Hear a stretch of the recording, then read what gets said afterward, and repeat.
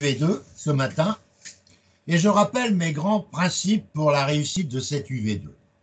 Et je donnerai quelques pronostics à la fin de cette introduction.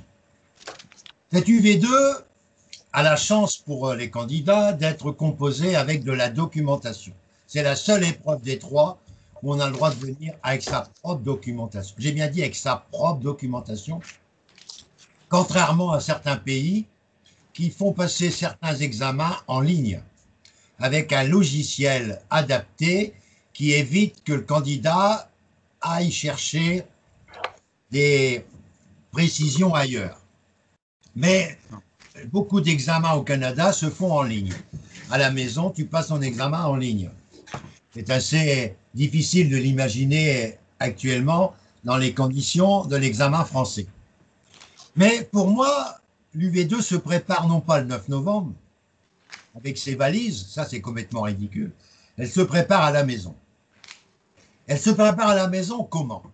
D'abord, il y a une documentation de base qui me paraît fondamentale, mais qui dit documentation de base, il faut que vous preniez, bien sûr, le pouls de ces documentations de base. La documentation de base, tout le monde pense tout de suite à Memento. OK. C'est ce que j'appelle, moi, les VIP de la documentation. Mais les Memento, ça coûte beaucoup d'argent pour ceux qui vont l'acheter. Et c'est lourd aussi à supporter au niveau poids. Alors moi, il y a dans les Memento un seul vraiment Memento qui, moi, serait embarqué, c'est le Memento audit et compta. Alors, Joseph, tu vas nous expliquer, toi, à travers ce Memento, les Memento que j'ai remis à mes candidats. Et donc, tu as un lot. Explique un petit peu tous les Memento que tu as reçus. Alors, j'ai reçu le Société civile, patrimoine, audit et comptabilité, audit et commissariat aux comptes, comptabilité, fiscalité et un dernier, donc le titre m'échappe, c'est association. Voilà, association. Ouais. Alors, tous ces Memento, tu les as depuis lundi lus et relus. Oui, en intégralité, bien entendu. Tu as lu tout ça avec un intérêt soutenu, mais Bien sûr.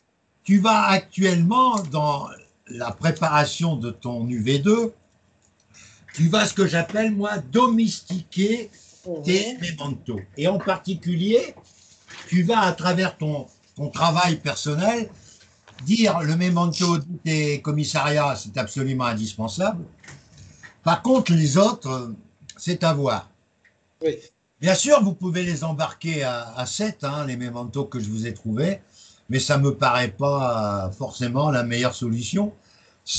Et surtout, celui qui prend les Memento sans les avoir, je dirais, fait la découverte, regarder les sommaires et mettre certains Memento à travers leurs sommaires en évidence.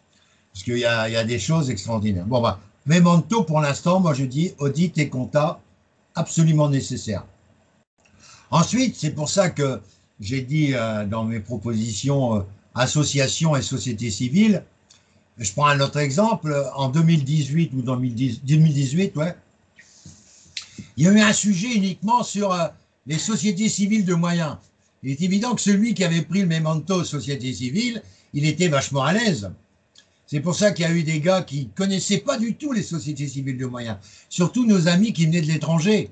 Les sociétés civiles de moyens, c'est pour des professions libérales qui exploitent en commun et qui font une société civile de moyens pour le secrétariat, pour le téléphone, pour la prise de rendez-vous, etc. Et qui n'est pas là pour faire du bénéfice, elle est là pour justement donner des moyens. Donc il y avait un certain nombre de conditions à respecter. Il est vrai que celui qui n'avait pas d'informations précises, il était un peu gêné pour avoir une réponse. Alors, s'il avait pris le problème des sociétés civiles, il aurait été totalement à l'aise. Ensuite, donc si je reviens à la documentation de base, deuxième documentation de base, c'est le livre de chez Fouché étude de cas corrigée, UV4 du DSCG. Ça me paraît indispensable parce que dans ce livre de chez Fouché, UV4 DSCG corrigé, vous avez des thèmes qui sont proches du DEC des années précédentes. Et le corrigé, il est concis, simple et pédagogique. Donc, ça peut vous permettre de retrouver des questions dans le cadre de ce livre. Ensuite, pour répondre aux objectifs de l'UV2, qui demandent des questions précises, des rédactions concises et des rédactions pédagogiques. Moi, je considère que les questions qui vous sont posées sont du niveau théorique du DCG ou du DSCG. C'est seul par la présentation de votre copie, par certaines précisions, que vous montrez l'intérêt d'avoir fait 3 années de stage. Vous avez pu acquérir des réflexes dits professionnels. Mais les bouquins qui conviennent pour votre épreuve sont les bouquins de chez Fouché également. Vous avez 3 bouquins chez Fouché qui vont vous permettre de répondre à beaucoup de choses. Vous avez le droit fiscal, DCG Fouché, le droit social, DCG Fouché, et le droit des sociétés, DCG Fouché. Avec ces 3 manuels DCG, vous en avez largement assez pour répondre aux questions qui intéresseraient à la fois le droit des sociétés, le droit du travail et la fiscalité appliquée à votre épreuve. Ce n'est pas la peine d'aller vous bousculer sur les mementos, parce que grâce aux petits bouquins qui coûtent moins cher, pour le prix de 5 bouquins, vous n'arrivez pas au prix d'un memento qui coûte beaucoup plus cher. Un memento, il touche autour de 100 €. 7, ça vous fait presque 700 €. Et je vous les remets gracieusement. La preuve, Joseph, il peut vous le dire. Ensuite. C'était l'équivalent de 1000 €. L'équivalent de 1000 €, comme a dit Joseph. 1030, pour être exact. 1032. 1030, donc c'est pour vous dire que ceux qui viennent à mon séminaire, ils repartent déjà avec 1030. Donc ils payent 1250 et ils repartent avec 1030. Ça ne coûte pas cher, mon séminaire. Hein. Et je ne parle pas de ceux qui sont inscrits à mes cours, qui ont déjà indirectement été pris en compte dans les 1250. Ils n'ont pas 1250 à reverser puisqu'ils ont payé le prix convenu lors de ma convention. Sauf ceux qui, comme Noam, ne fait que la soutenance avec moi par le biais de Memorialista. Bon bref, tout ça pour vous dire que c'est pas cher du tout. Ensuite, à part ces bouquins, vous avez dans la collection, vous avez chez Nathan, je vais vous le montrer, chez Nathan, vous avez le bouquin Droit des sociétés avec le corrigé. C'est le même, hein, mais c'est la dernière édition 2020-2021. Hein, 2020-2021, avec des gens très connus aussi, et les corrigés sont très bien faits, ce qui vous permet pour le droit des sociétés d'avoir les dernières nouveautés, mais pédagogiques. Parce que quand vous regardez l'épaisseur du bouquin, le droit des sociétés, que vous regardez le même droit des sociétés, eh bien, il n'y a pas photo. Hein. Le memento, il vous donne des détails qui servent à rien, mais ils servent sur le plan professionnel. Mais vous n'avez pas 4 jours pour répondre à l'UV2. Vous n'avez que 4h30. En 4h30, on ne peut pas demander au candidat d'être hyper détaillé comme s'il avait une semaine de travail. Donc, il faut vous mettre dans le contexte de l'examen. Il faut dire l'essentiel et pédagogiquement. Ça veut dire qu'une belle copie qui a eu 17 en UV2, c'est une copie qui tournait entre 12 et 16 pages, c'est-à-dire 4 doubles feuilles au maximum. Alors qu'il y en a qui se vantent d'avoir fait 8 doubles feuilles, c'est-à-dire 32 pages. Mais c'est d'un ridicule sans nom. D'abord, vous mettez mal à l'aise le correcteur. Quand il a 32 pages, il ne faut pas croire qu'il est content. Au contraire, moi, je soufflais quand je voyais un gars qui avait fait 32 pages.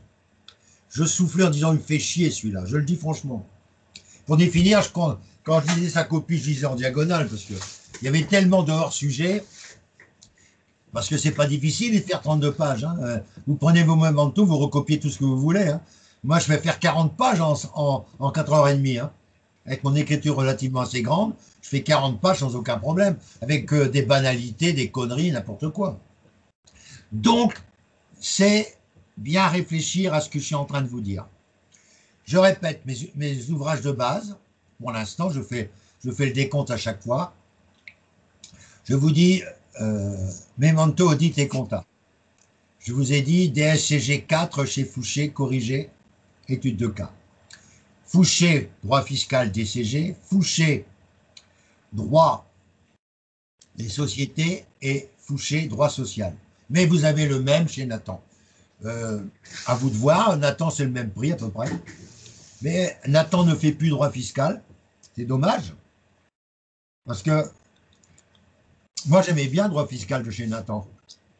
Même si j'aime pas l'individu. C'était un manuel qui était rédigé par M. Château, qui est le président depuis 2010. Donc, il a fait ça aussi avec un collègue qui est très apprécié dans la profession, c'est Casimir, qui sont tous les deux de Dijon, spécialistes en droit fiscal. Parce que le président Château, c'est un universitaire avec une thèse sur le droit fiscal. Donc, Château, il est fiscaliste théorique. Parce qu'il n'a jamais mis les pieds dans un cabinet comptable, donc c'est embêtant pour moi.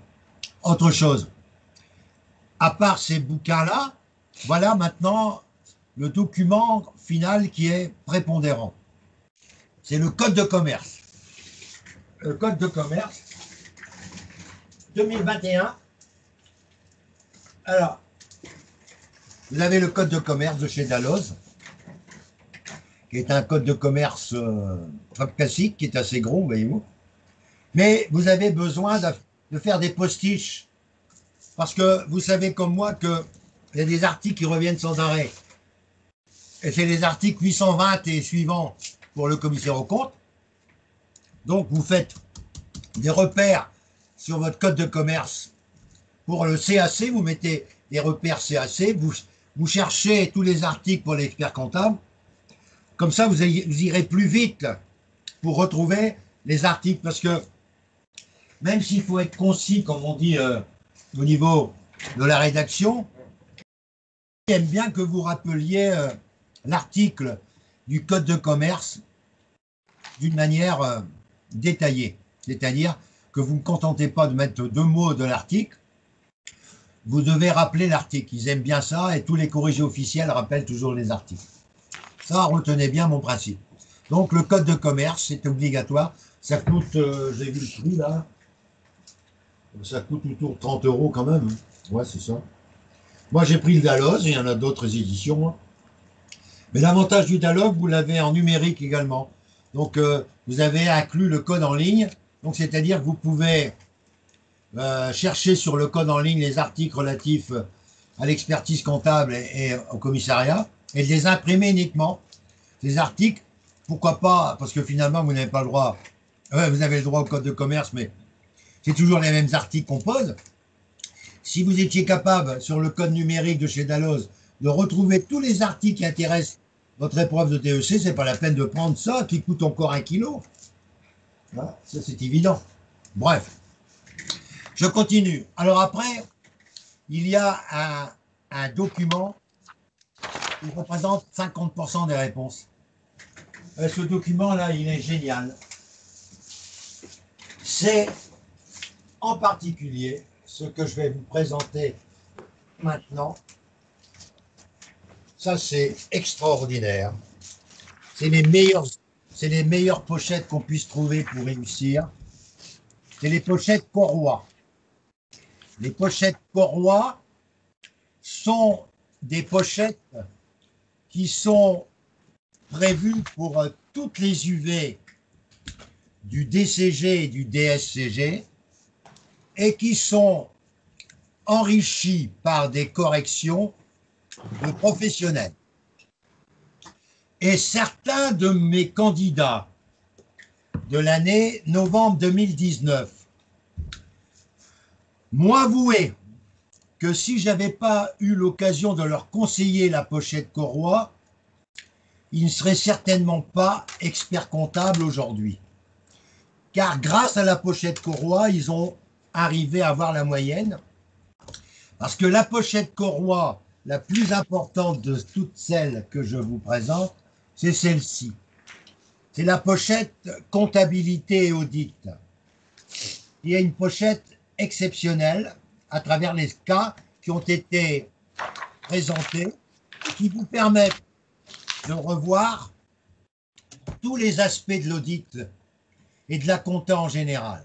Alors là, vous avez une pochette qui est l'énoncé, et puis vous avez bien sûr une pochette qui est le corrigé. Alors là, le corrigé est beaucoup plus épais qu'avec recto verso, il est beaucoup plus épais que l'énoncé, mais vous avez vraiment des cas qui sont, en les exploitant, parce qu'il ne faut pas arriver simplement avec les pochettes pour vous dire ça y est, j'ai les pochettes, je suis sauvé. Non, il faut les travailler, ces pochettes. Et puis vous avez les écrivains, les auteurs, pardon, sont des personnes qui ont l'habitude de corriger les examens des CG, des SCG et des EC.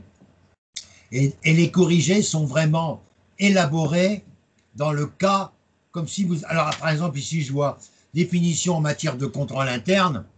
Eh bien, vous avez toute une panoplie de développement de contrôle interne qui vous font présentation d'une note de contrôle interne. Vous avez tout ce qu'il faut.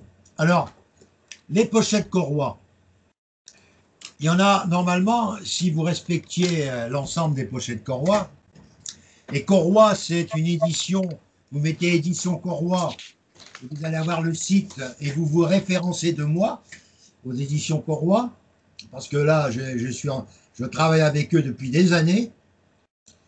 Je ne présente plus les dossiers en numérique, parce qu'un jour, j'ai présenté les dossiers en numérique, alors que je n'avais pas le droit, c'est vrai, et mes candidats en ont profité. Mais il y a un gars parmi mes candidats qui a mis sur des forums, qui a mis le lien pour avoir les pochettes Corroy directement sans payer. Il est évident que j'ai eu des gros problèmes avec eux. Et aujourd'hui, j'ai pris l'engagement solennel de n'accepter que des missions, que des dossiers papier. Donc j'ai toutes les pochettes Corroy chez moi. Là, j'en ai un papier, regardez derrière, c'est toutes les pochettes Corroy. Alors normalement, les pochettes Corroy, si vous voulez être assuré d'avoir toute la documentation, encore faut-il que aujourd'hui, nous sommes le 10 octobre, l'examen c'est dans un mois, précisément c'est le 9, il faudrait que vous les ayez le plus vite possible. Alors les éditions Corroy se trouvent à Saint-Étienne, ils vous livrent ça au plus tard dans les 4-5 jours, mais le prix sera beaucoup moins élevé que les autres personnes, mais l'idéal c'est de pouvoir les commander le plus rapidement possible pour en prendre connaissance et ensuite enrichir votre lexique documentaire sur lequel je reviendrai dans quelques instants. Alors les pochettes Corroy les plus importantes dans l'ordre par préférence. La première pochette, celle qui est la plus utilisable, c'est comptabilité audit, c'est-à-dire DSCG 4. La deuxième, c'est la DSCG 1. Vous comprenez pourquoi? C'est l'aspect juridique. On parle de droit des sociétés, on parle de droit du travail. On a beaucoup de points sur le DSCG 1 qui couvrent tous les droits en général. Ensuite, il y a 4 pochettes à caractère plus ou moins juridique qui sont proposées par les éditions Corroy par ordre de préférence. Hein. La première pochette, c'est droit fiscal.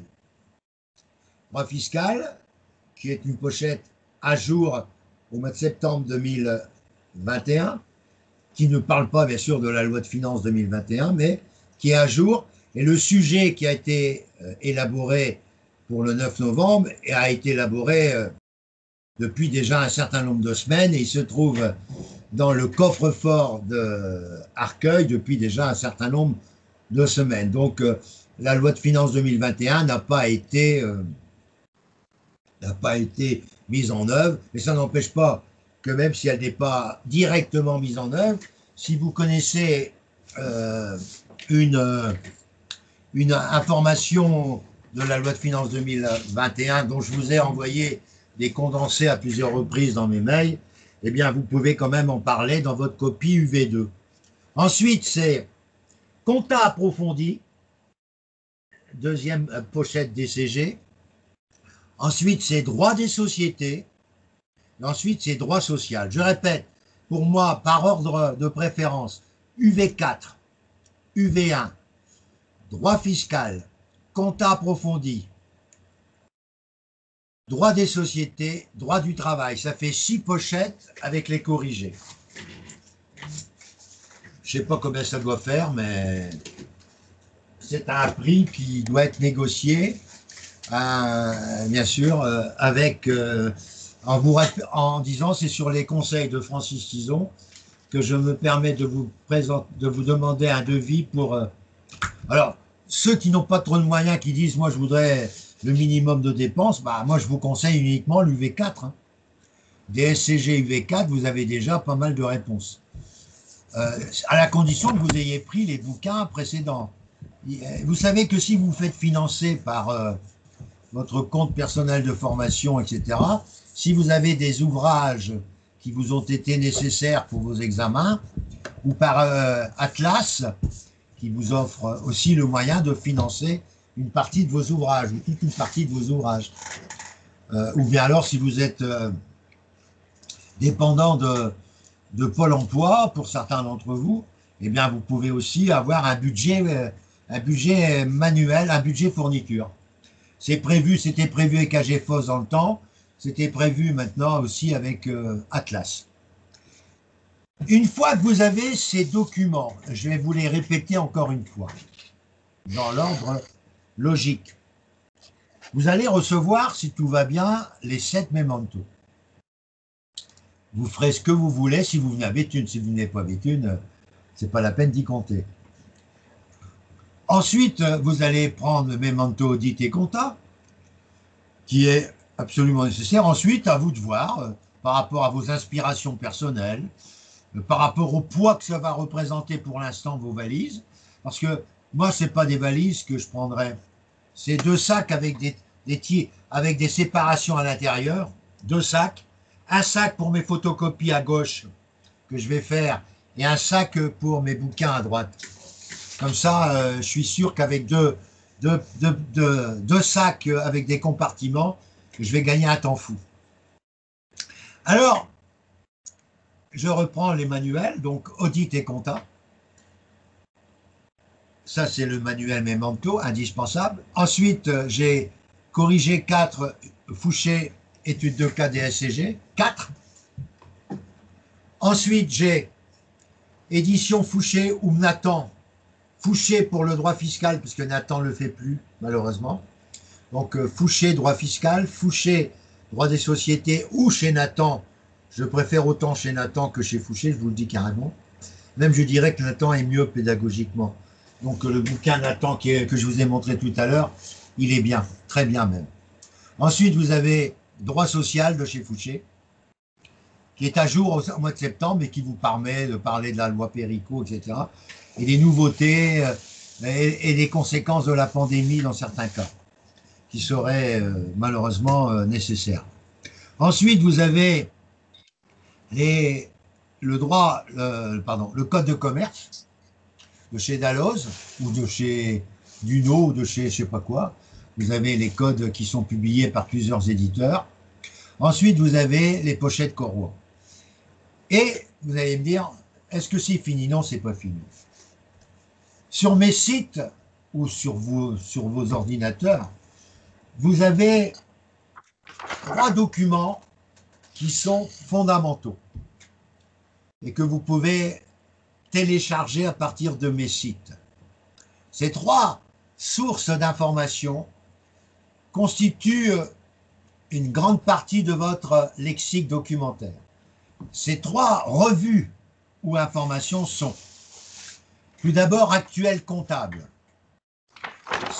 Si vous avez rejoint mon groupe de discussion, vous avez pu voir que je vous envoie 5 fois par semaine Actuel Comptable qui est publié du lundi au vendredi, sauf les jours fériés, et qui donne des informations très pertinentes sur notre métier d'expert comptable, sur les dernières nouveautés, et qui, par ces articles, sont de véritables réponses pour l'UV2. De véritables réponses pour l'UV2. Ensuite, deuxième revue indispensable. C'est la revue française de comptabilité, qui est sur mon site Loi de Finances, comme je viens de le dire pour Actuel Comptable. Sur mon site Loi de Finances 2021, vous avez Actuel Comptable qui constitue un dossier depuis le début de l'année. Vous avez Revue française de comptabilité qui est présente depuis 2017 dans le dossier Revue française de comptabilité. Vous avez tous les numéros depuis 2017, 2018, 2019 et 2020. Je vais vous envoyer, je vous ai déjà envoyé en octobre, qui a été publié depuis déjà quelques jours et que j'ai reçu en papier, voici une huitaine de jours. Ça, c'est la deuxième donc grande caractéristique. Et c'est là où je laisse la porte ouverte pour ces revues qui comportent des articles qui doivent déclencher chez vous l'envie de les photocopier, ces articles, et de les mettre dans votre lexique documentaire, qui est un document Excel que vous avez réalisé par ordre alphabétique et que vous complétez au jour le jour par rapport à d'autres photocopies que vous avez réalisées, et qui va être votre faire-valoir pour le 9 novembre. Parce que grâce à ce lexique documentaire, vous allez avoir toutes les informations classées par ordre alphabétique avec une légende que vous avez réalisée vous-même, suffisamment claire pour aller chercher la réponse à la question qui vous est demandée dans le sujet de l'UV2, de l'épreuve que vous allez subir. Et c'est grâce à ce lexique documentaire légendé de manière précise que vous allez être proche de l'excellence le mois de novembre. Troisième revue qui figure sur mon site et qui est aussi une source d'enrichissement de votre lexique documentaire, c'est la revue Fiduciaire Comptable que vous avez dans le site Revue Fiduciaire de la Loi de Finances. Dans ce site Revue Fiduciaire de la Loi de Finances, vous avez toutes les revues fiduciaires comptables depuis le début de cette année 2020.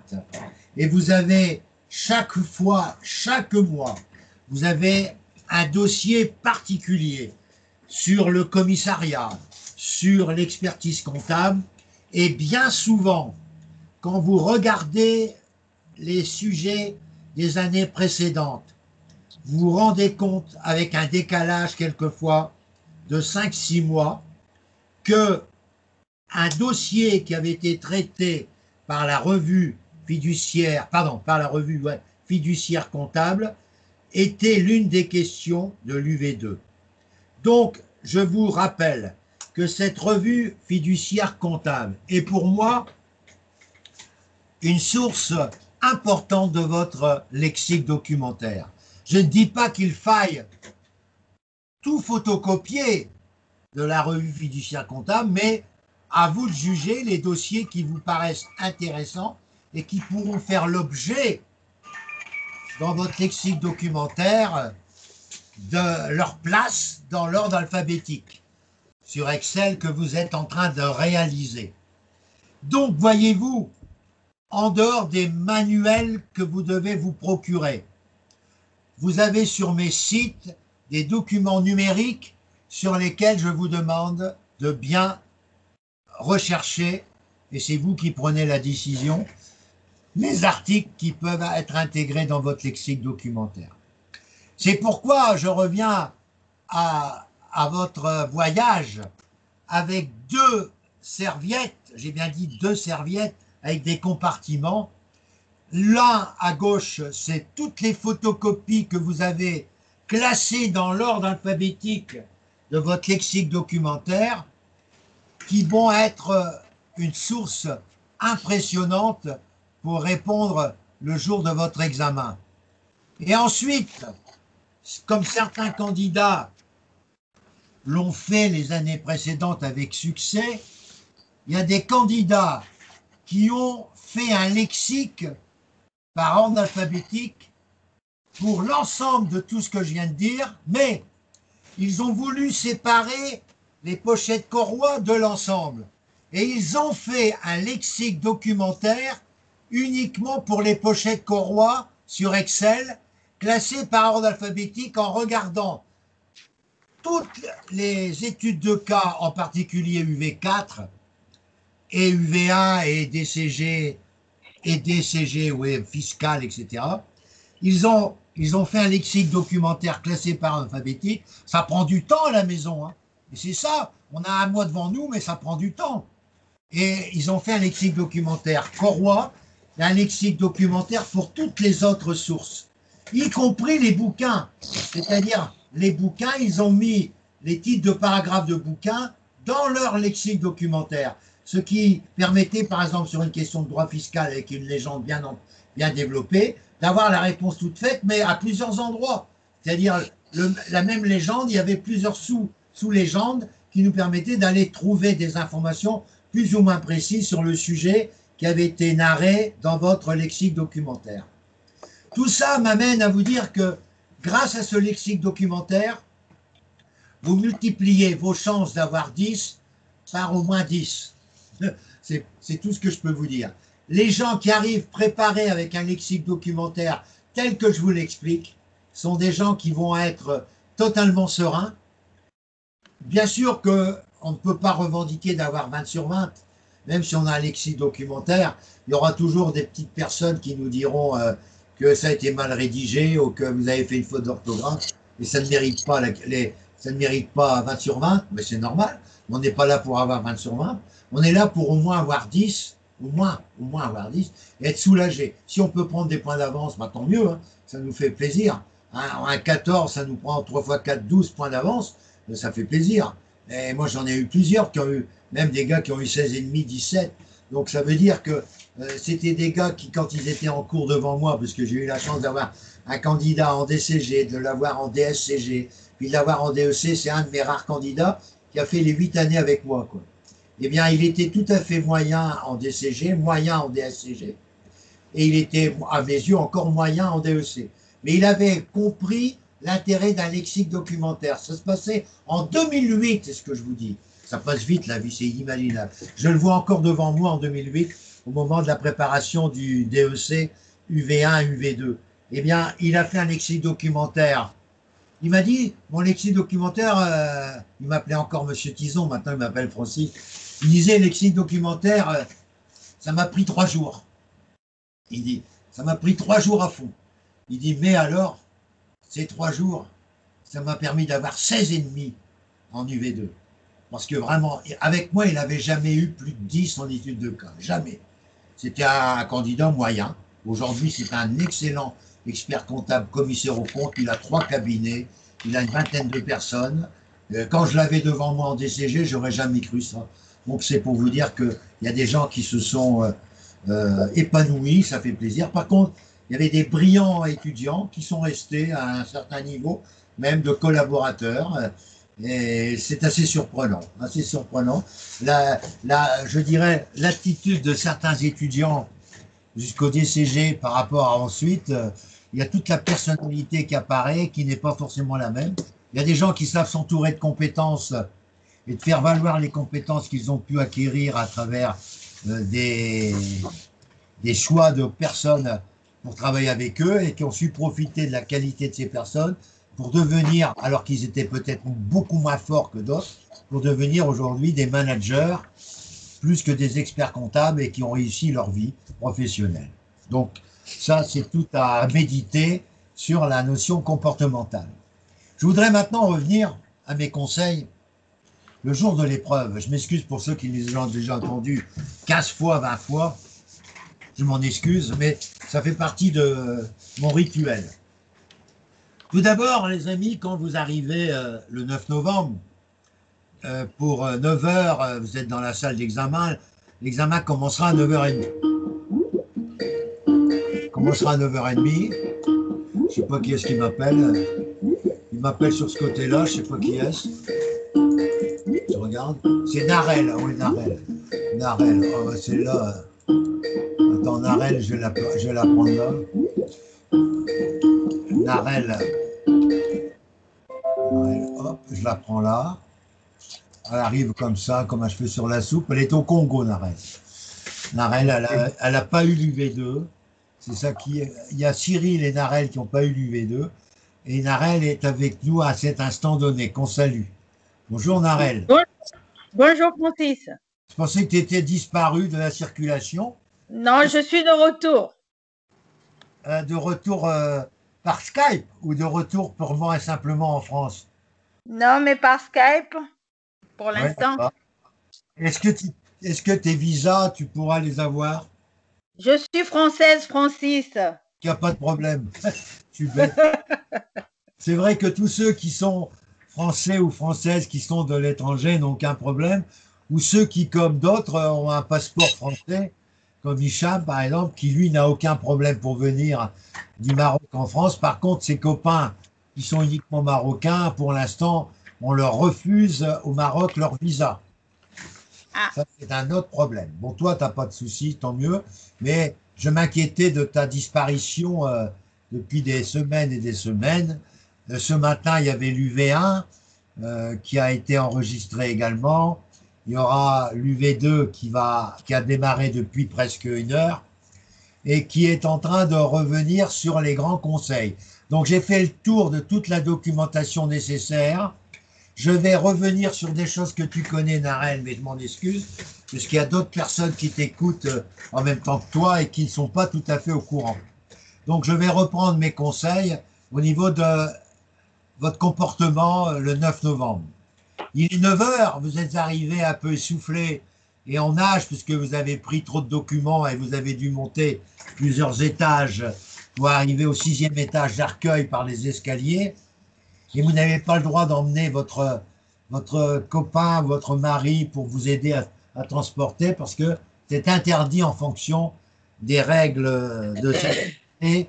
Même en dehors de la pandémie, ça fait déjà longtemps qu'on n'a plus le droit de se faire accompagner pour monter ses valises. Donc, c'est pas la peine de vous charger de trop. Francis, oui. Juste une question. Est-ce que les autres ont reçu leur convocation? Moi, je n'ai rien reçu. Hein. Les autres ont reçu leur convocation que ceux qui passent la soutenance à l'étranger. Donc toi, tu ne passes pas la soutenance. Ton épreuve, c'est le 9 novembre, pointe à la ligne. Donc tu recevras ta convocation, comme tous les autres, un peu plus tard. Non reçu, c'est ça qui est important. Ceux qui habitent l'étranger ont reçu leur convocation, comme Marthe, comme Germaine, pardon, comme Hicham, que j'évoquais tout à l'heure, que s'ils passent le mémoire. Donc pourquoi? Parce qu'ils ont dû fixer une date de soutenance pour éviter qu'ils se déplacent trop souvent. Et c'est pour ça que la plupart des candidats étrangers qui passent la soutenance sont convoqués le 10 novembre. Surtout ceux qui passent une épreuve écrite le 9, ils n'auront que 2 jours à supporter officiellement Paris et ils pourront gagner du temps pour repartir et aussi pour leur commande de billets de train et de billets d'avion. Pour ceux qui viennent de l'étranger, eh bien, ils peuvent tout de suite prendre leur disposition.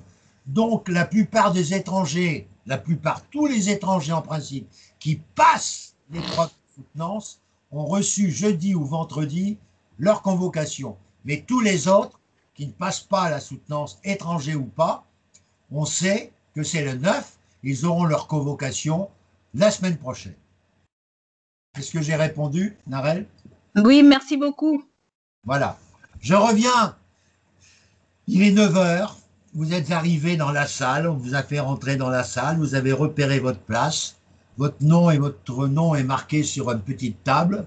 Vous avez remarqué que la table n'était pas très très grande, ce qui laisse les difficultés pour composer. Alors, vous êtes assis. Vous avez vos 2 serviettes normalement. Une serviette de gauche pour les photocopies, une serviette de droite pour les manuels qui ne sont pas très nombreux. Vous me réécouterez pour ceux qui n'ont pas pu m'écouter pour les deux serviettes que je vous conseille. Il est donc 9h05, 9h10. Vous voyez tout le monde en silence. Les gens arrivent au fur et à mesure, puisque vous êtes arrivés dès 9h, alors que le coup d'envoi, c'est 9h30, tant mieux pour vous. On vous a fait monter à partir de 9h, 9h-5. Avant, vous étiez tous dehors. Mais comme il pleuvait, on vous a fait rentrer un peu plus vite. Et le 9 novembre, vous arrivez donc dans cette salle. Vous constatez que vous n'avez que 2 feuilles blanches, 2 doubles feuilles. Vous demandez à l'appariteur d'avoir 2 autres doubles feuilles, c'est-à-dire vous exigez d'avoir 4 doubles feuilles, si c'est possible, blanches, pour composer. C'est le maximum, normalement, que vous allez devoir utiliser. Et ensuite, vous préparez sur votre table votre règle, votre correcteur. Vous préparez également votre chronomètre, si vous avez un chronomètre. Vous préparez votre gomme. Vous préparez votre correcteur, j'ai bien dit. Votre règle, vos stylos, au moins 2 stylos noirs ou stylo noir, c'est plus intéressant, ou bleu comme vous voulez, mais moi j'aime mieux le noir, chacun fait ce qu'il veut. Vous avez votre règle aussi pour faire des beaux petits dessins après. Et tranquillement mais sûrement, vous essayez de marquer sur votre copie votre nom et prénom, puisque là c'est facile à remplir. Mais déjà, vous allez avoir un appariteur qui va venir derrière, va dire non madame, vous n'avez pas le droit de remplir pour l'instant.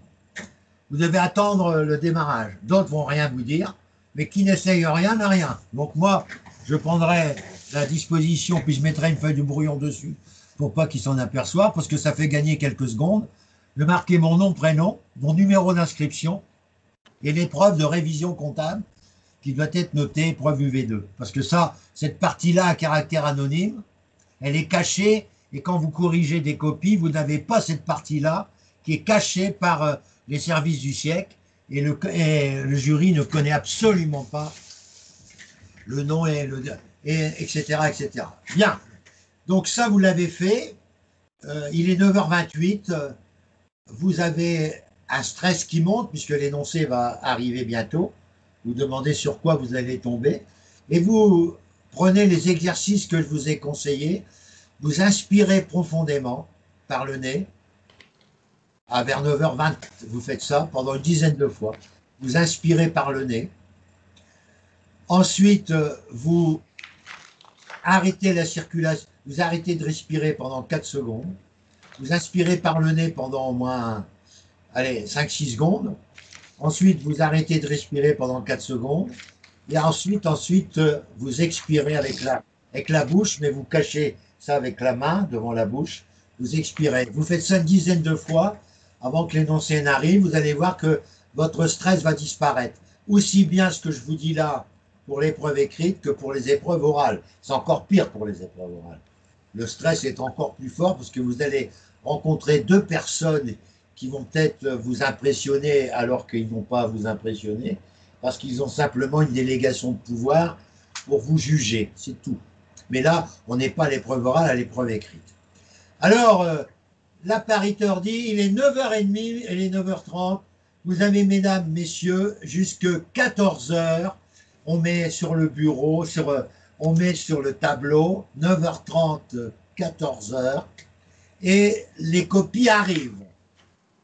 Quand tout le monde est servi, on demande est-ce que quelqu'un n'aurait pas eu son énoncé, personne ne lève la main, donc à ma montre il est 9h32, vous avez officiellement jusqu'à 14h02.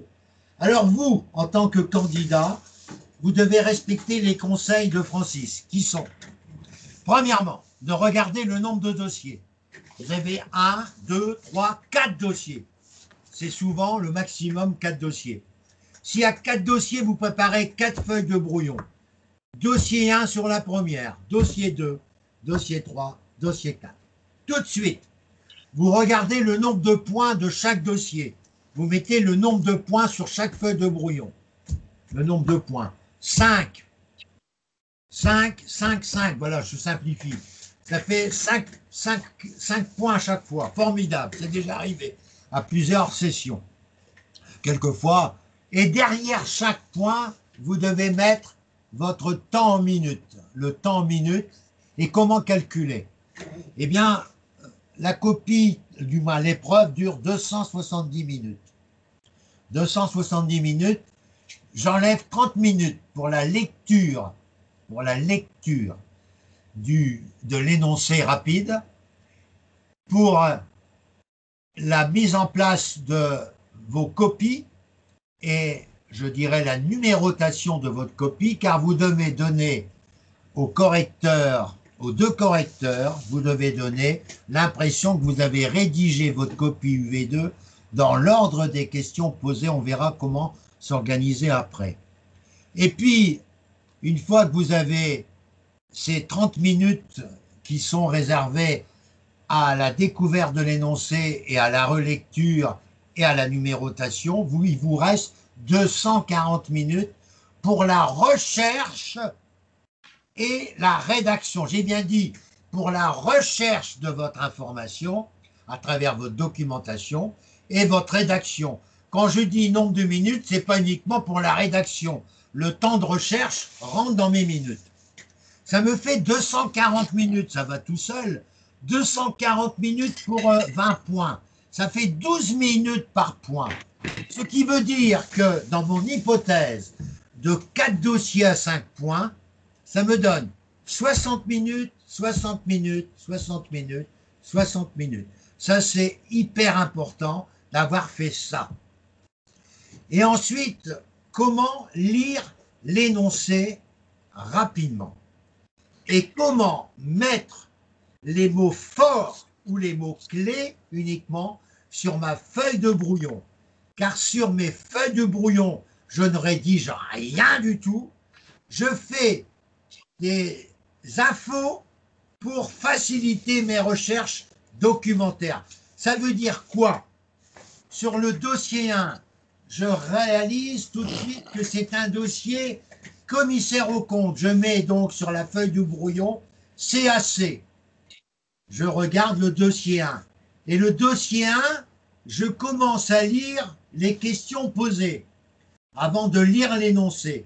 Dans les questions posées au dossier 1, je repère les mots forts ou les mots-clés qui vont servir mon lexique documentaire et je note tous les mots forts et les mots-clés sur la feuille de brouillon dossier 1. Une fois que j'ai lu les questions, je ne lis pas les annexes pour le moment, je n'ai pas le temps. Je regarde l'énoncé, du moins le cœur même de l'énoncé qui est le début. Et là, je vais voir réapparaître à la lecture, et quelquefois j'utilise mon stabilo boss pour remarquer les mots forts. Je remets les mots forts. Ça peut être quoi? SAS, ça peut être audit, ça peut être n'importe quoi. C'est à moi de faire recenser par rapport à mon côté professionnel les mots-clés ou les mots forts de l'énoncé du dossier 1. Ce qui fait que j'ai passé pour l'instant 3 minutes pour lire les dossiers 1. Je fais maintenant le dossier 2.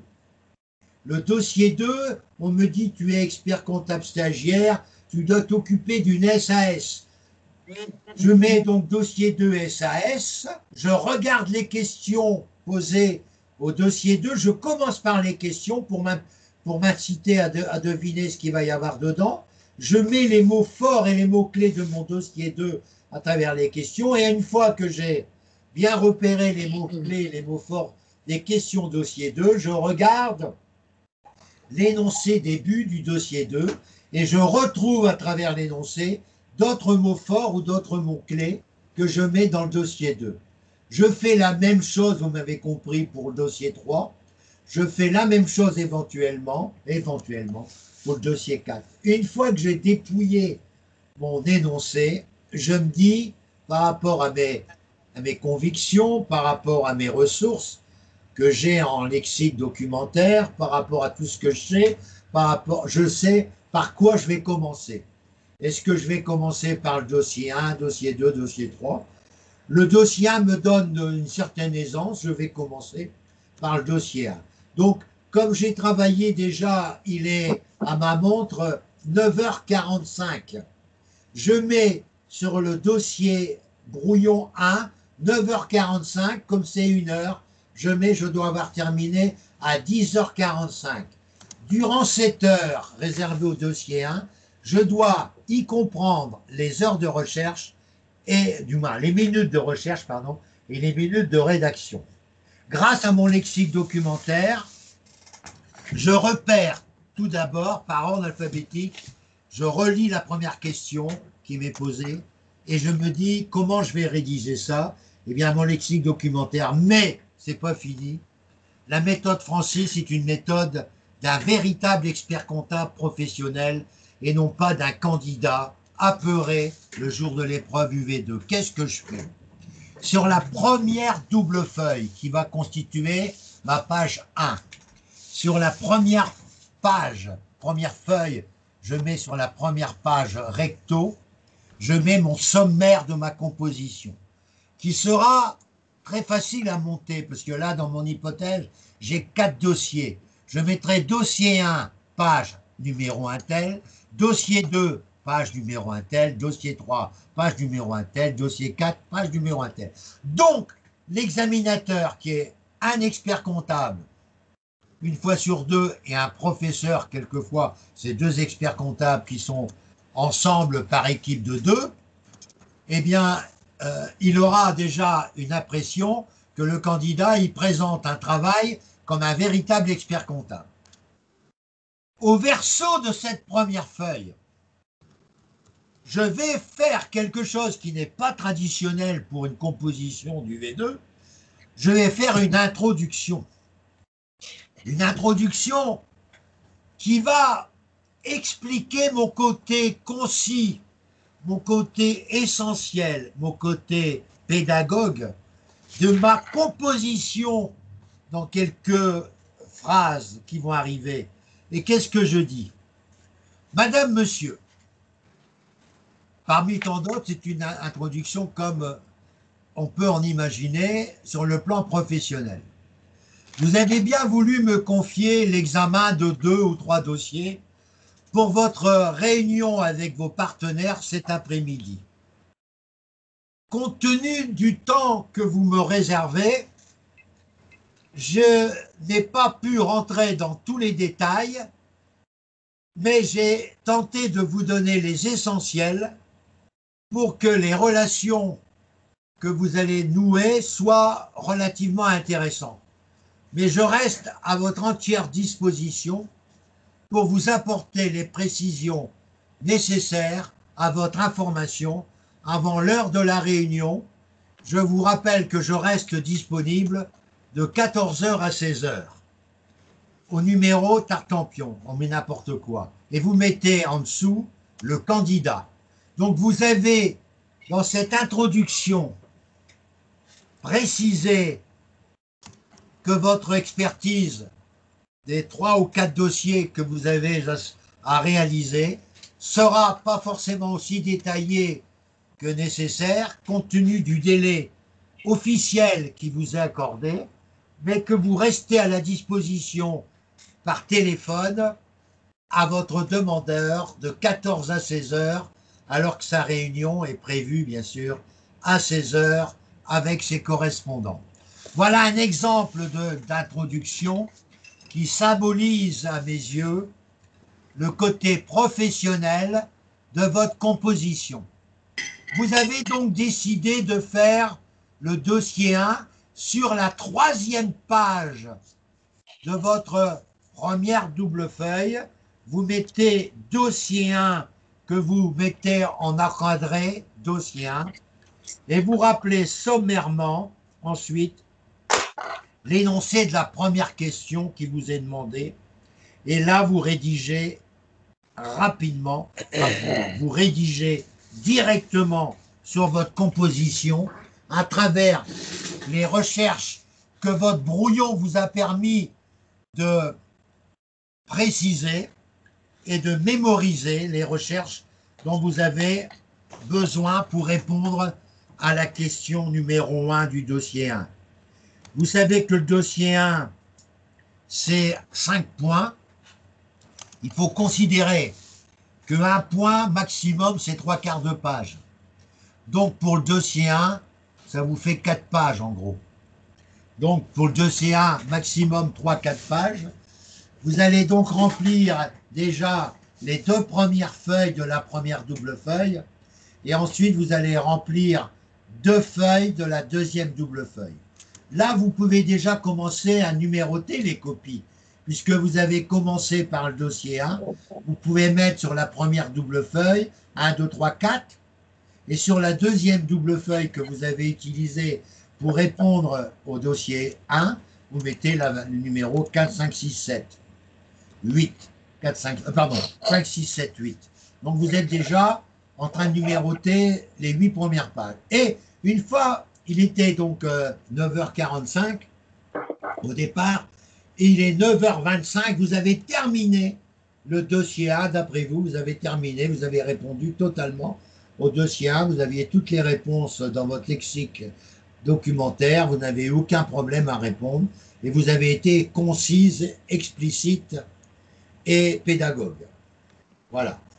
Vous arrivez, donc il est 9h25, pour le dossier 2, vous avez également 60 minutes. Donc vous mettez 9h26, puisque vous avez une heure de décalage, une minute de décalage à peu près, et vous mettez la fin à 10h26. Ah, 11h26, pardon. Parce que là, c'était, je dis n'importe quoi, je dis 9h26, donc je me suis trompé. C'était, oui, 9h26, c'est vrai. Non, 10h26, donc c'était 11h26 que je vais avoir terminé. Ça me donnera du temps pour relire, parce que j'ai gagné un peu de temps là-dessus. Donc, 11h26, ce qui me donne la possibilité de rallonger, comme j'ai gagné presque 20 minutes sur la première question, je peux dire que j'ai gagné 20 minutes sur le deuxième sujet. Au lieu de terminer à 10h26, je peux terminer, si je le veux, non, au lieu de terminer à 11h26, je peux terminer à 11h46 et je ne serai pas en retard sur les autres dossiers puisque j'avais gagné 20 minutes sur le premier dossier. Je rédige le deuxième dossier avec la même technique. J'ai mis mes mots forts et mes mots clés sur mon dossier, etc. Alors, à partir de là, j'ai un problème, c'est que j'ai fait mon dossier 1. Pour l'instant, j'ai rempli 6 pages au total. Sommaire, introduction et 4 pages du dossier 1. Ce qui fait que je suis arrivé à la 7e page. Mais je ne sais pas par quoi, si je vais faire le dossier 2, le dossier 3 ou le dossier 4. Figurez-vous que j'ai envie de faire le dossier 3. Et le dossier 3, je ne le mets pas là. Ah non, parce que ça laisse l'impression que je travaille normalement. Je mets donc à la fin de mon dossier 1, sur la page numéro 7, je mets dossier 2, car je sais que c'est sur cet endroit que je vais commencer le dossier 2 pour donner l'impression au jury que j'ai travaillé dans l'ordre des questions posées. Mais par contre, ce n'est pas le cas. Sur une autre double feuille, je mets dossier 3. Dossier 3, je rédige le dossier 3. Je commence. J'ai 1 heure aussi. Mais là, c'était un peu plus difficile pour moi. Au lieu de passer 1 heure comme prévu, j'avais gagné 20 minutes sur le premier. C'est plus difficile comme recherche. Je mets 1h10 et je suis toujours dans les temps. Donc, je ne suis pas en retard sur mon chronomètre et je fais le dossier 3 qui me donne 4 pages. À la fin du dossier 3, je sais que j'aurai le dossier 4, donc je peux mettre à la page qui suit le dossier 3, je mets dossier 4 que je verrai dans l'ordre. À partir de la fin du dossier 3, il est 11h40, je sais plus quoi, n'importe quoi. Je suis toujours dans mon temps parce que j'ai un temps limite à ne pas dépasser. Il faut que je me discipline. Je fais le dossier 4 parce que ça me paraît intéressant. Dossier 4, il va me prendre 3 pages. Donc je fais les doubles pages du dossier 4 dans la première double feuille que j'ai après le dossier 3. Et j'attaque une autre double feuille qui est la suite du dossier 4 et sur laquelle j'aurai qu'une page. Pas de problème, c'est pas un problème. Et ensuite, je me dis, attention, il y a un dossier qui est le dossier 2. Dossier 2, là, pour bien, j'ai 2 solutions, le dossier 2. C'est celui que je fais en dernier, mais il est assez difficile quand même. Alors, soit que je le fais en 4 pages, mais si je le fais en 4 pages, je vais avoir une double feuille qui n'aura rien dessus. Puisque réfléchissez. Dans le dossier 1, j'avais fait 6 pages au total. Donc, il me restait 2 pages sur une double feuille sur lesquelles je fais le dossier 2. Je fais ensuite 2 pages sur une autre double feuille. Et il me reste donc une double feuille avec 2 pages vierges. Parce que j'ai fait le dossier 3 sur une autre double feuille. Alors, je fais à la fin du dossier 2 où j'ai 2 pages blanches, je fais un trait en diagonale et je mets RAS, et sur les 2 feuilles, je mets un dossier, une diagonale avec 2 traits, et puis entre parenthèses, je mets RAS. Donc j'ai 2 doubles feuilles avec RAS, et ensuite j'arrive à l'autre double feuille qui est le dossier 3. Ce qui fait qu'au total, j'ai 4 doubles feuilles presque complètes et une double feuille avec une page. Ça veut dire que j'ai 17 pages, mais ce n'est pas fini pour autant, j'ai 17 pages qui sont occupées, mais ce n'est pas fini pour autant. Et mes dossiers sont classés dans l'ordre, mes réponses coïncident dans l'ordre des questions posées. Même si j'ai, au cours de ma composition, 2 pages dans lesquelles c'est marqué RAS. Ça veut dire que le correcteur, il va, à cette page RAS, se retrouver avec le 3e dossier sur une autre double feuille. Grâce à ce travail-là, vous avez une présentation qui reste tout à fait correcte et les numéros de pages correspondent à l'ordre des questions posées et le jury l'apprécie beaucoup. Et ça, c'est très important d'avoir fait un sommaire parce que certains jurys, c'était pas mon rôle, mais certains jurys corrigent de la manière suivante. Nous avons donc, les membres du jury, nous avons un barème sur une grande feuille qui nous est communiquée sur 100 points. J'ai bien dit sur 100 points, et non pas sur 20 points. Nous avons un barème sur 100 points, ce qui permet de distinguer les subdivisions des copies, de mettre des points pour chacune des subdivisions que vous auriez dû remplir, et que vous avez rempli normalement. Eh bien, grâce à ça, sur 100 points, il faut considérer qu'être corrigé sur 100 points, c'est toujours plus avantageux que d'être corrigé sur 20 points. Parce que des arrondis sont quelquefois possibles au niveau de l'examen final. Et sur 100 points, les arrondis peuvent être très profitables. Je continue. Une fois que j'ai fait mon numérotation de copie, je me dis attention, j'ai fait une introduction à mon rapport. Si je suis en activité, je ferai une conclusion à mon rapport. Alors, cette conclusion, elle doit avoir un objectif. C'est de faire ressortir les thèmes qui vous ont été proposés. Et faire ressortir que ces thèmes sont a priori d'actualité.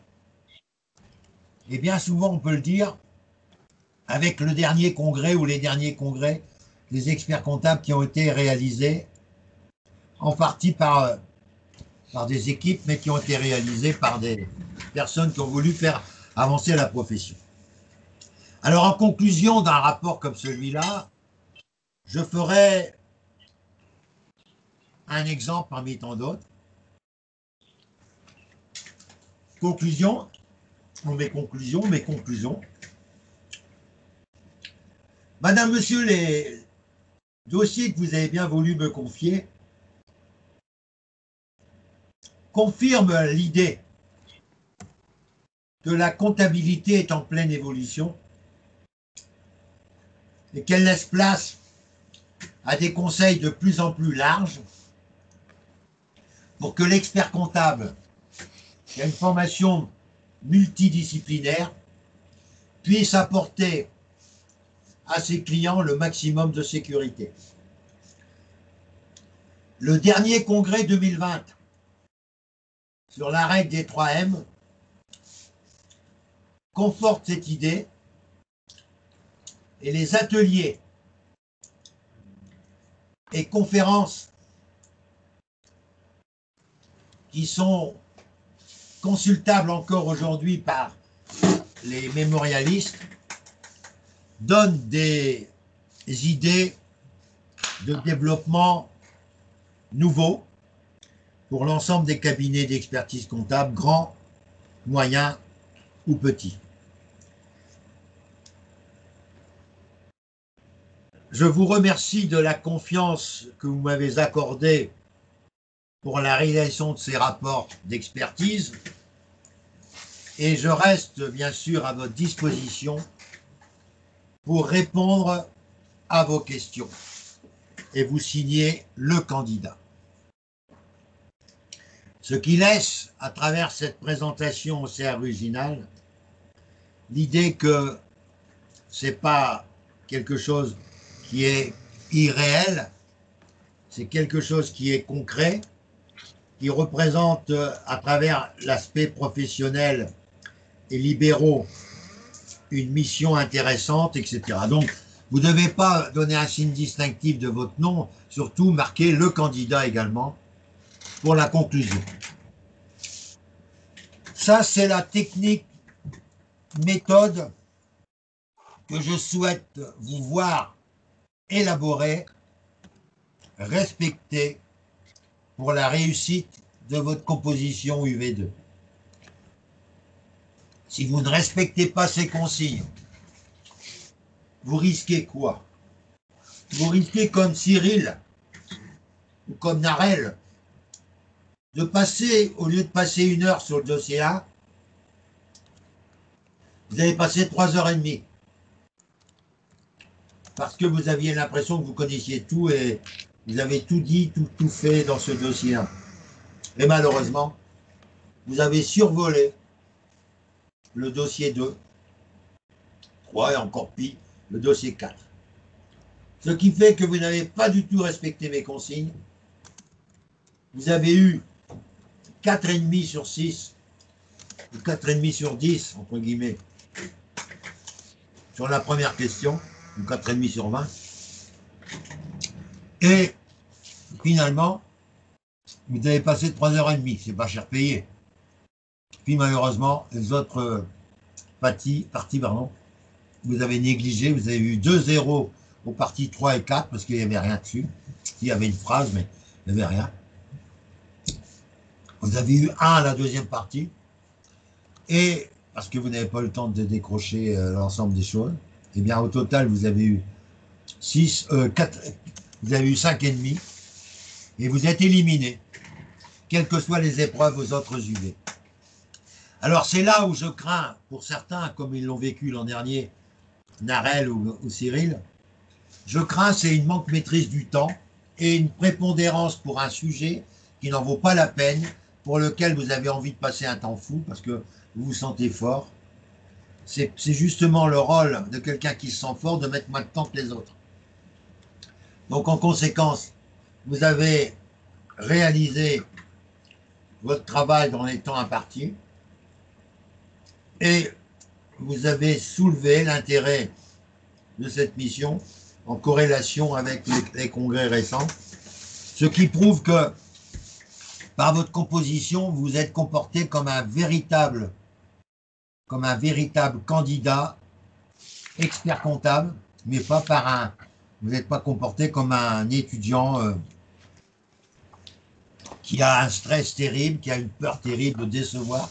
Parce que quand on passe une épreuve orale, on a toujours une peur, c'est qu'on soit, bien sûr, déçu personnellement, c'est évident, mais que le fait que les autres apprennent votre échec soit malheureusement l'occasion indirecte de vous dévaloriser et de dire à la fois t'es capable d'avoir son mémoire, qu'est-ce qui se passe, elle est vraiment nulle, alors que c'est faux. C'est une question d'orientation que vous avez mal pris dans ce mémoire qui n'a pas permis au correcteur de disposer des informations plus amples et celui-ci a considéré que voilà, que vous avez gaffé et que vous n'aurez pas une note confortable. Alors tous ces petits détails que je suis en train de vous dire, sommaire, introduction, conclusion, en n'ayant aucun signe distinctif, donc vous mettez le client, ou le candidat, pardon. Le candidat, vous ne signez pas bien sûr de votre signature personnelle, aucun signe distinctif de votre composition ne doit apparaître. Et vous avez fait 16 à 17 pages avec la conclusion, l'introduction, le sommaire. Vous avez fait l'essentiel. Vous avez dit l'essentiel. Vous avez trouvé sur le lexique documentaire des pages et des pages sur un thème, alors que vous l'avez trouvé dans un autre endroit que vous aviez préparé. Vous avez trouvé la réponse sur une demi-page.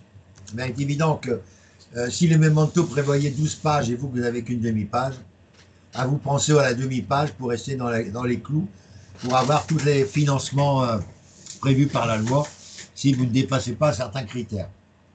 Eh bien, tout ce que je viens de dire pour l'UV2, c'est les critères qui ont permis à des étudiants de passer le cap de l'UV2 et de ne pas arriver le jour de la composition officielle avec des manuels dont on n'a pas encore ouvert. On ne sait même pas ce qu'il y a dedans. C'est inimaginable d'arriver avec autant de ressources et de les ignorer. Donc les principales ressources, c'est bien sûr de respecter mes conseils, de respecter surtout le temps de composition pour chaque partie, et si vous avez gagné du temps sur une partie, d'essayer de le reporter sur l'autre, pour être encore plus performant dans votre composition. Mais sur un brouillon, il n'y a aucune phrase.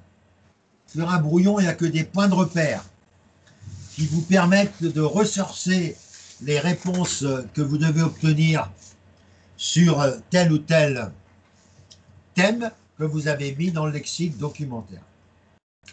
Je répète, ce n'est pas la peine de faire du remplissage. En UV2, le principal, c'est de maîtriser votre méthode. Et j'en suis sûr et certain que si vous respectez tout ce que je viens de dire, vous ne pouvez pas avoir, vous le verrez à Béthune, vous ne pouvez pas avoir moins que 10, c'est pas possible. À travers d'abord votre présentation, à travers l'organisation de votre mission, où vous avez commencé par le dossier qui vous paraissait le mieux, qui n'est pas forcément le premier.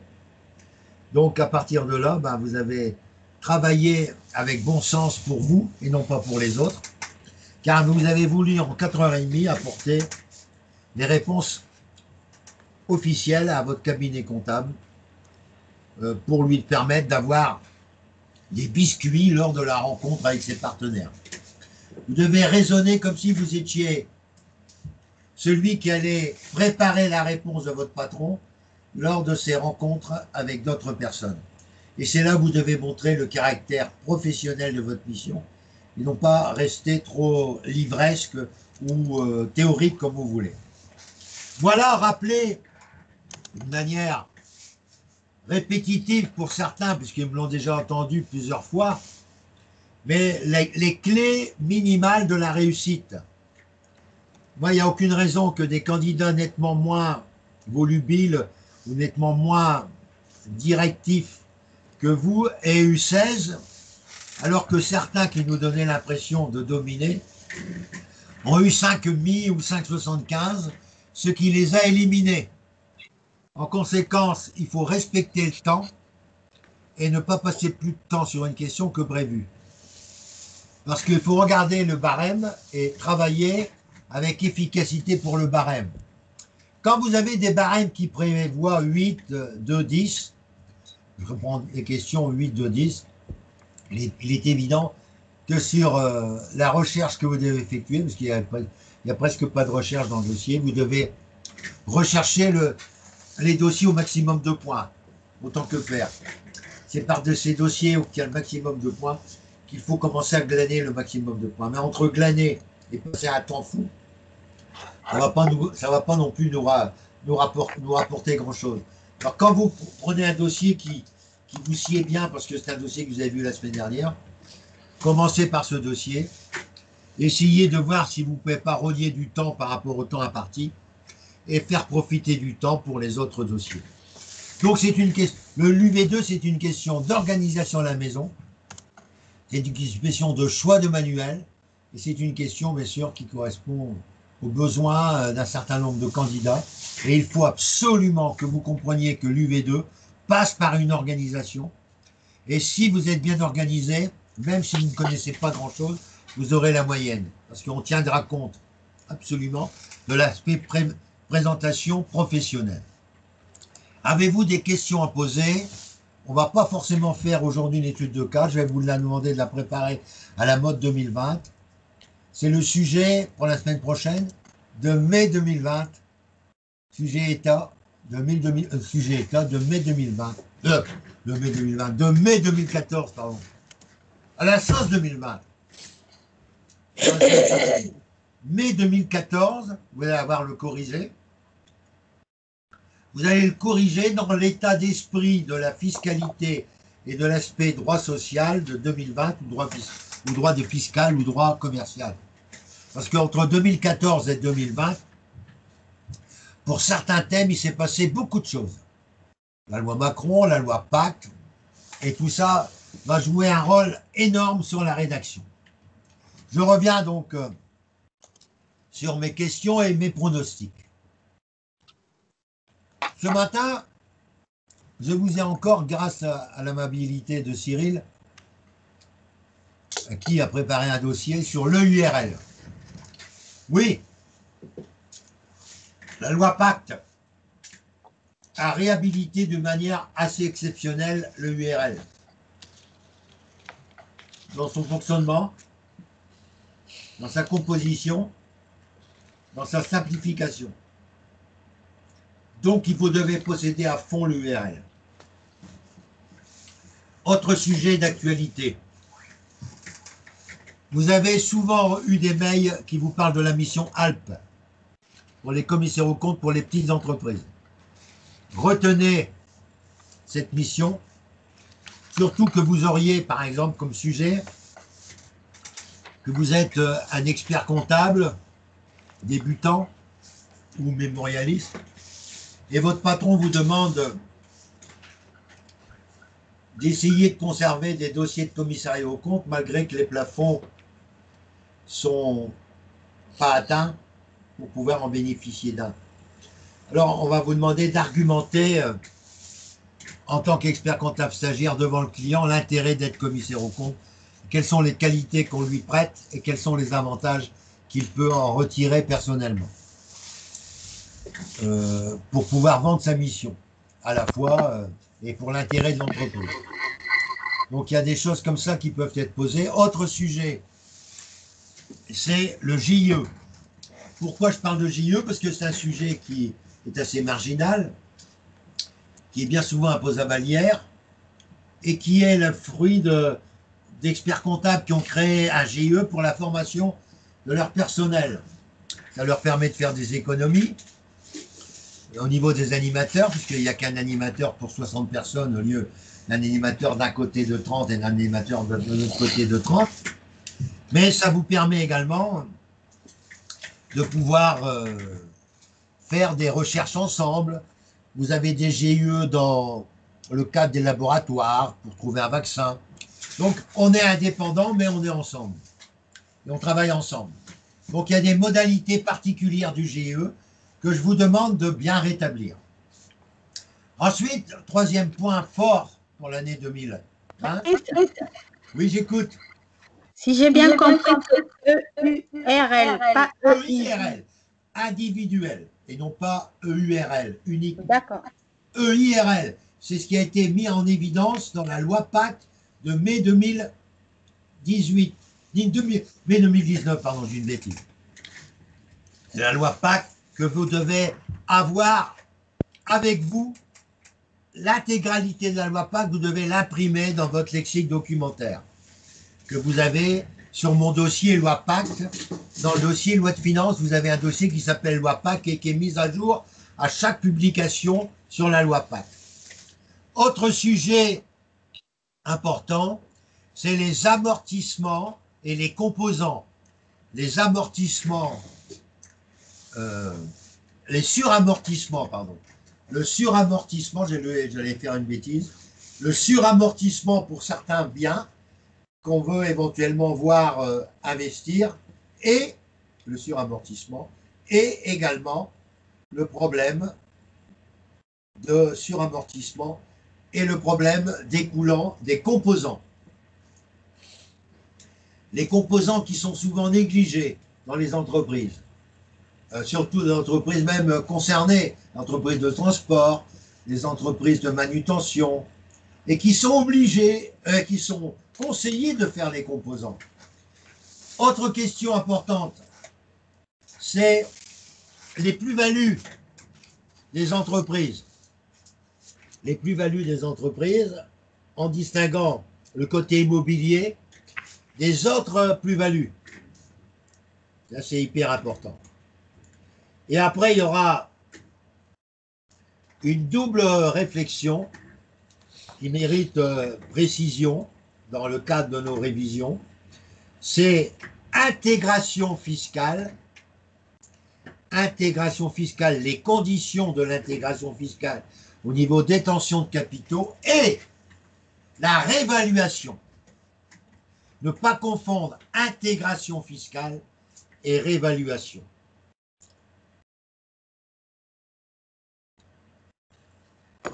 Je vous ai donc donné un certain nombre de réflexions qui sont importantes. Je vous demande aussi, pour des raisons tout à fait évidentes, de lire régulièrement les informations concernant l'autorité des normes comptables. Vous devez avoir sur votre bureau les sites importants que vous devez tous avoir comme raccourci. Vous avez comme site le Conseil supérieur qui va vous délivrer de nombreuses informations sur toutes ces commissions. Vous devez avoir le site de la Compagnie nationale des commissaires aux comptes. Vous devez avoir également le site de H3C. Vous devez avoir également le site de SIC, la revue hebdomadaire actuellement de l'Ordre des experts comptables. Vous avez également le site Note de Bercy. Note de Bercy qui vous donne de nombreuses informations presque quotidiennes. Il y a Note de Bercy pour les entreprises, il y a Note de Bercy pour les particuliers. Autre site important que tout mémorialiste, que tout candidat à l'UV2, il a dit mémorialiste et candidat à l'UV2 doivent avoir, c'est le site de l'autorité des normes comptables, le site autorité des normes comptables, le site Cour des comptes, le site également Conseil constitutionnel, le site Conseil constitutionnel, que vous faites en raccourci sur votre bureau, le site également Conseil d'État, vous allez avoir plusieurs chambres, vous pouvez prendre la chambre sociale, la chambre fiscale, c'est très intéressant d'avoir le Conseil d'État comme site d'appui. Et puis, vous avez deux sites qui vont vous paraître assez saugrenus alors qu'ils sont pourvoyeurs de nombreuses informations. C'est le site de l'IFEC, qui est le syndicat IFEC, et le site du syndicat ECF. Je répète, le site IFEC et le site du syndicat ECF. Moi, si j'étais candidat également à l'UV2 et aux mémoires, je ferais la même chose. Je ferais pour le mémoire et pour l'UV2, vous allez voir pourquoi je dis ça, je ferais un condensé que j'appellerais focus, qui correspondrait aux citations récentes des différents présidents des commissions nationales des experts comptables, M. Tandé, ou ex-présidents comme M. Araou ou M. Zornietti ou Mme Bricard, qui ont eu des citations qui peuvent être intéressantes pour un mémoire, mais qui peuvent être aussi, ces citations, intéressantes quand vous faites une conclusion, une introduction pour une copie UV2 où vous êtes un expert comptable qui va s'appuyer sur les travaux des commissions pour répondre à des questions techniques ou des questions comportementales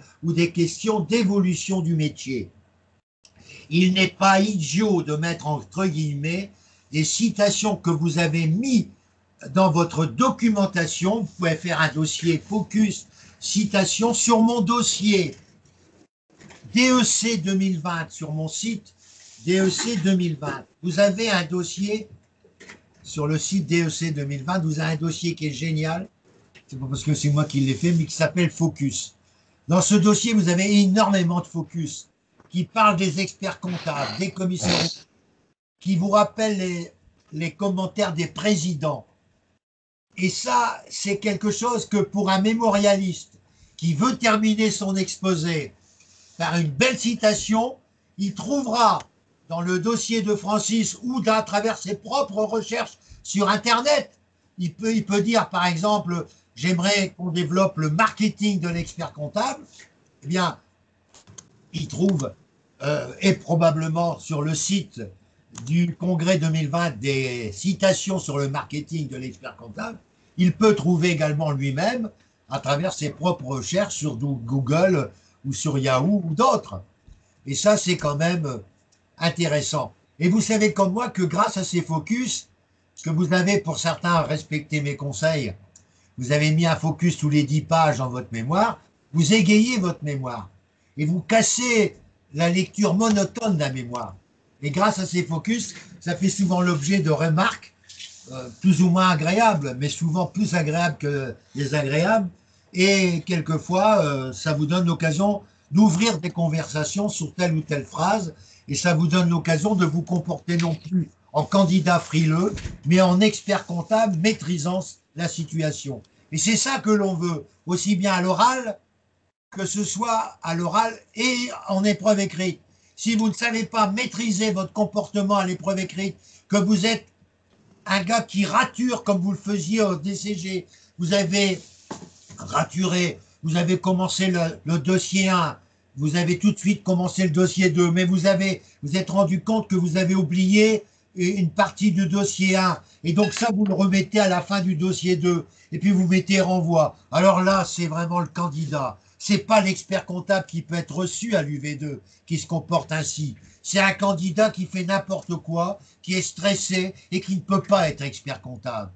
Et moi, c'est pas parce que vous allez pleurer le jour du soutenance que je vais vous mettre une note. Au contraire, je vais être plus sévère. Parce que si vous pleurez devant nous à la soutenance parce que vous avez craqué, ça veut dire que vous n'êtes pas capable d'être expert comptable. Vous reviendrez le jour où vous n'arriverez plus, puis ça vous arrivera plus de pleurer. Que vous pleurez après dans le couloir pour la soutenance, ça c'est votre problème et je le comprends. Mais pleurer devant des éventuels clients qui sont représentés par des membres du jury, eh bien, c'est un signe que vous n'êtes pas pour l'instant capable d'être diplômé. C'est comme ça qu'il faut le comprendre. J'ai un cœur comme tout le monde, je sais ce que ça veut dire, j'étais plus sensible au DCG ou au BTS dans le temps de gens qui pleuraient, mais arrivé au DEC, au contraire, je considère que c'est une lacune énorme de ne pas savoir être capable de se maîtriser. C'est quelque chose d'insupportable pour un jury de DEC au niveau de l'épreuve de soutenance. Hein, craquer comme ça, c'est inadmissible. Moi, je ne peux pas accepter. Je ne peux pas accepter. Au contraire, là, j'enfonce. Je mets une note éliminatoire. Sincèrement. C'est pas possible. Donc, vous devez avoir la maîtrise de vous. Et ça se travaille par des répétitions avec moi. Ça se travaille par votre propre, je dirais, auto-formation, où vous devez être capable de vous maîtriser. Avez-vous des questions? La semaine prochaine, on fera 2014, les 2 sessions. Je ne reviendrai plus sur ces conseils. Avez-vous des questions? Ça fait presque 2 heures que je parle. Oui, encore 2 minutes. Je vous écoute. Est-ce qu'il y a des questions? Oui, je pense que c'est juste par rapport à la notion de réévaluation. C'est la réévaluation des IMO, c'est ça? Ouais, des IMO, ouais. Ok. Réévaluation des IMO. L'avantage, on peut réévaluer en 2020. Je te pose une question. Comment? J'arrive. Bon. Donc, réévaluation des immobilisations, oui, avec les notions importantes qui reposent sur les composants, maîtriser la valeur résiduelle et les nouvelles formes d'amortissement des composants. Méfiez-vous, les amis, je le sens, cette question. Ah, j'arrête, j'arrête 2 minutes. Je vous reprends dans 2 minutes. J'ai mes enfants qui sont là, mais je vais les saluer parce que je ne les vois pas souvent. J'arrête, hein, j'arrive. Continue, Joseph, j'arrive. J'arrive.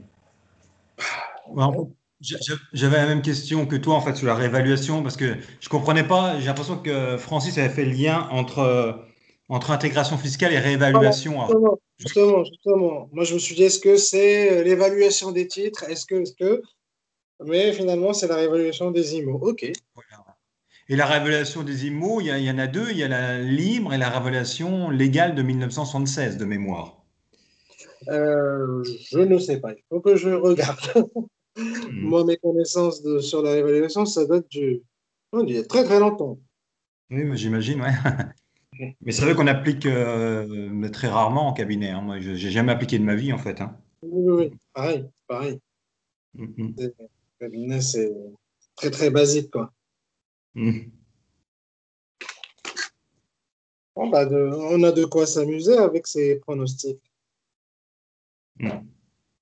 Ouais, tout ce qui est composants, c'est vrai que c'est quelque chose que j'ai mis un peu de côté aussi, moi, et ouais, je me sens pas à l'aise non plus sur les composants. Ouais. Bah, on a juste le temps de reprendre ces notions-là, de regarder comment ça se passe. S'il n'y a pas d'évolution, on cherchera dans les cours. Sinon, on cherchera sur Internet, sur la documentation. D'ailleurs, Mm. ça doit être sur les mémos. C'est bon. Alors,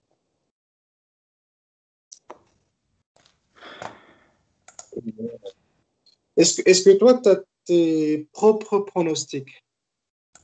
Pour l'UV2, pour être très honnête, je suis vraiment pas prêt du tout. Je vais quand même passer au 9 novembre. Je suis absolument pas prêt. J'ai pas encore bien travaillé le sujet Ouais. et j'ai pas vraiment de pronostic en fait, hein. Je me suis pas vraiment penché sur la question en fait, hein. Ouais.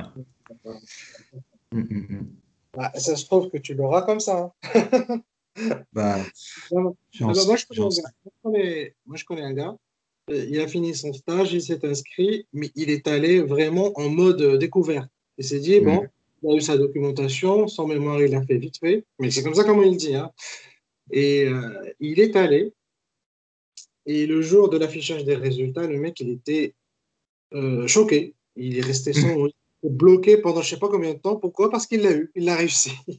Mhm. Bah, j'ai des exemples comme ça aussi, hein, Ah oui, ils n'avaient pas vraiment, ils avaient pris la doc, le maximum de doc. Ils ont eu la chance d'avoir la doc appropriée et ils ont eu 10 aussi, quoi, hein. J'ai 2 exemples dans mon cabinet, ouais. eh ben, Ils ont eu beaucoup de chance, hein. Moi, j'ai fait pareil, mais j'ai eu 7,5, 8,5, 9, mais. Hmm. Ouais, voilà, c'est des questions de chance, et de circonstances aussi, en fait. De chance, ouais, tout à fait. Et puis après, de garder son sang-froid aussi, parce que c'est vrai que j'ai souvent fait un barème avec les points attribués au dossier pour gérer mon temps, mais malgré cela, je dépasse tout le temps et j'ai du mal à boucler et à traiter tous les dossiers, quoi. Ça, c'est ma plus grosse problématique et c'est ça qui me pénalise énormément, quoi. Ouais, exactement. Mais aussi, quand j'ai la question de chance, quand tu vois, par exemple, celui de 2014, mai 2014, que Francis nous a demandé de faire. Donc, tu as un Mhm. taux de 12 points sur quelque chose que, normalement, si tu as la documentation et que tu connais la déontologie du commissaire aux comptes, bah, tu vas y répondre rapidement. Et vraiment. Mhm. Donc, D'accord. voilà. Genre, voilà, est-ce que l'association est tenue de nommer un commissaire aux comptes? Donc, rapidement, tu dis, voilà, tu as les informations, etc. Mais Et moi, donc, c'est les réponses. Je sais, par exemple, une question comme ça, c'est les réponses que je ne sais pas organiser. Est-ce qu'on on commence à faire un blabla, à dire, ben voilà, c'est une question qui non, traite de tel. non, il faut dire que, voilà, est-ce que, Blabla, hein. voilà, il Je n'y ne a pas de veux pas blabla. entendre le mot blabla. Le Hmm. problème, c'est de se situer la problématique de la question et de répondre de manière rapide, concise à la question. Il n'y a pas de blabla. Il y a que du blabla un petit peu quand je fais, moi, conclusion et introduction. C'est un peu de blabla pour montrer qu'on est des vrais professionnels. Mais dans les réponses, il n'y a pas de blabla. On rappelle la problématique et on répond. Les corrections partielles que vous avez sur mon site de 2015 à 2020, à 2019, sont des corrigés très concis avec les essentiels et pas de blabla. Il n'y a pas de blabla en UV2. Vous devez vous comporter comme si vous étiez devant un client qui demande un travail rapide en 4h30, alors que normalement il faudrait 6 jours pour faire un bon travail. Donc on ne peut pas en 4h30 mettre du blabla. C'est ridicule. Est-ce que vous m'avez bien compris le contexte? Le travail qui vous est demandé nécessiterait plusieurs jours. Et là, vous n'avez que 4h30 pour travailler sur plusieurs thèmes. Donc, vous ne pouvez pas rentrer dans les détails. Vous devez donner l'essentiel et montrer que vous avez la griffe de l'expert comptable pour avoir la note maximale. Oui, monsieur. Est-ce que c'est clair ce que j'ai dit, Noam? Oui, oui, oui, oui, tout à fait. Oui, oui, ça reprécise un peu ma question. Enfin, ça reprécise bien ma question, oui. Oui.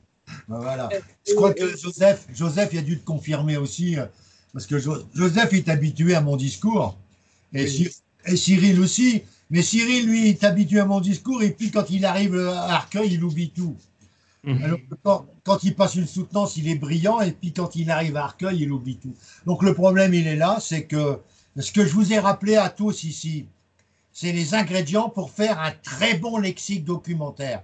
Et Narel et Cyril, Narel qui est là, Cyril qui est peut-être plus là, j'en sais rien, mais Narel et Cyril, lors du séminaire en novembre, c'était les deux meilleurs qui participaient au maximum à toutes les questions, etc. Et tous les autres ont eu leur UV2, sauf deux, Narel et Cyril. Alors là, j'avoue franchement que j'y comprends rien du tout. Explique-nous, Narel, tes conneries en novembre 2019. Explique-nous, Narel, tes bêtises. Explique à tes amis. Bah, c'est la gestion du temps, je pense. Voilà. La gestion du temps, il faut pas. Moi, je me suis entichée du dossier 1. Je voulais tout faire, mais en réalité, comme a dit Francis, ça sert à rien. Il faut aller à l'essentiel et Bien voilà. sûr. Voilà, Et du voilà, coup, Narel. les dossiers là où j'allais engranger les points, je les ai pas totalement bien faits. Alors que ceux qui ont réussi, ils ont fait les deux autres dossiers et ont fait ce dossier en dernière minute, en fait. Voilà. Tu vois, Narel, par rapport à tout ce que tu m'as donné comme impression avec Cyril. Alors, monsieur, raconte pas de bêtises, tu peux le dire, même, c'est pas une question de prétention de dire ça, tu étais vachement à l'aise dans le séminaire, tu étais toujours celle qui avait des idées avec Cyril, qui prenait la parole, les autres, ils disaient rien, garde à deal, etc., ils disaient jamais rien, et puis ils ont eu l'UV2. Alors, quand tu vois ça, vaisselle, c'est pareil. Alors, quand tu vois ça, quand même, t'es vachement écœuré, quoi. Ah, faut pas pousser. C'est la vie, c'est comme ça, il faut recommencer. Non, mais il faut tenir compte de ce que je viens de te rappeler, ma grande. Et il faut que tu sois bien au fait qu'il faut respecter le temps et le temps c'est fait pour la recherche et la rédaction, et quand tu as fini ton temps, bah, tu vas ailleurs, mais tu restes pas 3 heures sur une question qui vaut qu'1 heure. Parce que c'est la gestion du temps qui permet d'avoir la moyenne. On ne cherche pas à avoir des notes. Toi avec un 10, tu en as assez. De toute façon, tu n'as plus à passer ton mémoire. Donc, il te faut un 10 de chaque côté, puisque tu vas repasser l'UV1 parce que tu as eu 10, mais tu considères que ce n'est pas assez. Il te faut des points pour essayer de combler les éventuelles lacunes de l'UV2. Mais tu n'auras pas de lacunes si tu respectes mes conseils. Et si vous avez toute la documentation que je vous ai conseillée, documentation que vous recevrez quand vous arriverez chez moi, eh bien là, il n'y a aucun souci, vous avez tout en main, mais prenez soin d'avoir les pochettes Corois, au moins une d'entre elles, si vous ne pouvez pas acheter tous les autres, l'UV4, et vous verrez qu'avec l'UV4 DSCG 4, vous avez déjà, à mes yeux, une grande partie de vos questions du 9 novembre. Mais moi, je répète, il y a des points qui ne sont pas forcément dans les pochettes. C'est la mission Alpes, vous devez la travailler à fond dans votre dossier. C'est vous qui devez, je dirais, fortifier votre dossier mission Alpes, votre dossier URL. Ce matin, Cyril nous a envoyé un beau dossier sur le URL pour que vous ayez toutes les bases de l'URL, de l'avantage, des inconvénients. C'est-à-dire, vous êtes dans un cabinet et vous êtes expert comptable, il y a un client qui vous demande « Je veux passer en URL, on m'a dit que c'était de mieux en mieux. Qu'est-ce que vous en pensez ?» Bah là, vous avez 5 points là-dessus. C'est à vous de faire un examen, je dirais, professionnel, avec des petits tableaux éventuellement, des avantages, des inconvénients, pas des longs laïus. J'entendais une expression que je ne peux plus entendre. C'est blabla. Je ne veux plus de blabla dans une copie. Hein. Ça, c'est du blabla. C'est quand on fait des dissertations en économie, on fait du blabla. Mais pas là. Là, on est expert comptable, on est blabla. Hein. On fait du blabla car quand on prend la voiture, ça, c'est un autre problème. Mais on ne fait pas de blabla. Hein. Donc, fini l'expression blabla. Ça ne sert à rien du blabla. Ça ne sert qu'à emmerder le correcteur, et le correcteur qui est emmerdé, il est sévère. Moi, quand j'avais 32 pages, j'étais hyper sévère. Ça m'est arrivé de mettre 1,5 à des copies de 32 pages, parce qu'il n'y avait que du hors-sujet. Voilà. Donc, il faut être clair là-dessus. Moi, je suis un gars qui... Il a été soulevé tout à l'heure. Comment? Pardon, vas-y. Tout à l'heure, il y a une personne qui a posé la question de savoir la réévaluation sur les immobilisations, elle porterait sur la réévaluation libre ou la réévaluation légale? Elle porterait sur la réévaluation libre. D'accord. Ça vous sert, ça. Hein. Parce que, et puis, il y a une chose que vous avez oubliée, c'est les composants, la valeur résiduelle. J'insiste grossièrement là-dessus, parce que ça, on l'a vu quand le nouveau plan comptable, il y a quelques temps, il a été mis en place en France. Et depuis, il y a beaucoup d'entreprises, et y compris les cabinets comptables, c'est eux qui sont les décideurs, qui n'ont pas du tout appelé les composants. Ils s'en foutent des composants. Et ça, c'est grave. Et là, on veut réhabiliter l'expert comptable dans les composants. Et le rôle d'un sujet, c'est de rappeler à l'ordre que les composants ne doivent pas être oubliés. Et l'autorité des normes comptables le rappelle sans arrêt. Alors méfiez-vous, photocopiez les dernières décisions de l'autorité des normes comptables pour fortifier votre réponse de manière concise. Parce que si vous prenez les dernières informations de l'ANC, vous en avez largement de quoi remplir plusieurs feuilles, mais vous n'allez pas tout reprendre. Vous allez reprendre les essentiels et parler de l'ANC, vous marquez à chaque fois des points vis-à-vis du corrigé ou vis-à-vis des correcteurs. Est-ce que vous avez des questions à poser encore? Le URL, il faut bien la posséder, les composants, la réévaluation libre, le GIE, la mission Alpes, l'épargne salariale éventuellement et l'intéressement. Qu'est-ce que c'est la différence, les divergences, est-ce que ça peut se marier tous les deux, l'intéressement et l'épargne salariale? Est-ce que qui dit intéressement dit forcément épargne salariale? Qui dit épargne salariale dit forcément intéressement? Non. D'un côté comme de l'autre, c'est non. Mais à vous de combiner. L'intéressement, c'est des rémunérations périphériques. Par la pandémie, il va falloir remotiver le personnel. Pour pouvoir remotiver le personnel, pour qu'il travaille plus et mieux, il va falloir trouver des moyens de l'inciter. L'inciter, c'est de faire en place de l'intéressement basé sur des valeurs ajoutées mesurables.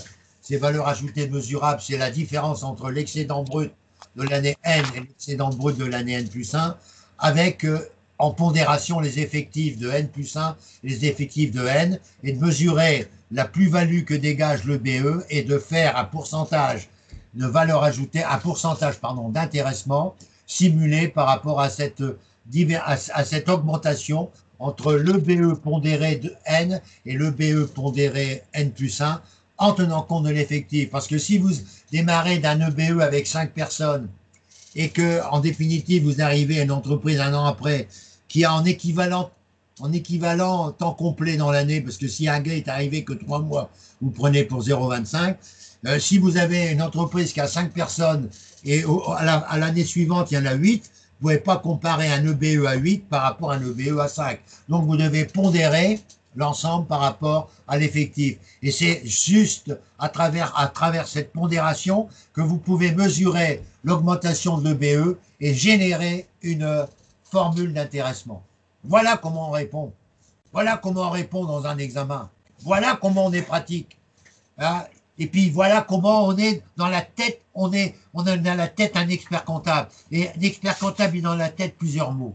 Il a le mot rentable, il a le mot efficace, il a le mot rentable, c'est les investissements, c'est l'entreprise elle-même qui doit générer du profit. Et on ne confond pas profit et profiteur. C'est le mot efficace. Quand on parle d'efficace, on parle des hommes et des femmes qui sont efficaces. Ils ne sont pas rentables, ils sont d'abord efficaces. On parle également aussi de productivité. La productivité, c'est quoi? Eh bien, c'est le nombre, par exemple, de voitures fabriquées par an chez Renault par rapport au nombre de personnes qui travaillent chez Renault. Ça nous donne une productivité homme-voiture par an. Ça, c'est une productivité. La productivité, c'est la division de deux grandeurs de nature différentes. Par exemple, nombre de produits fabriqués sur nombre d'hommes ou nombre d'heures. Ça nous donne la productivité par heure ou par homme. Ça, c'est une productivité. On ne confond pas productivité et rendement. Le rendement, c'est le rapport entre deux grandeurs de même nature. Par exemple, temps prévu sur temps réalisé. Ça nous donne un rendement. Voilà. Le rendement, c'est deux natures identiques. Productivité, nature différente. Efficacité, homme et femme. Rentabilité, investissement, entreprise. Et on ne confond pas profiteur et profit. Est-ce que c'est clair tout ce que je vous dis? Oui. Merci de la clarté avec laquelle vous avez approuvé. Je vais clôturer cette séance qui, j'espère, a été passionnante. Noah, pour la première fois, tu m'écoutes. Qu'est-ce que tu en penses? Excusez-moi. C'est très enrichissant. Ça, c'est clair. Je ne peux pas dire le contraire. Et ben, tous les petits indices que vous avez donnés, enfin, quand je peux me permettre de dire petits, sont, à mon sens, très importants. Et donc, ben, moi, ça m'éclaire davantage sur la manière de traiter ma copie le jour J. Hein. Ah, ben, Tout à fait.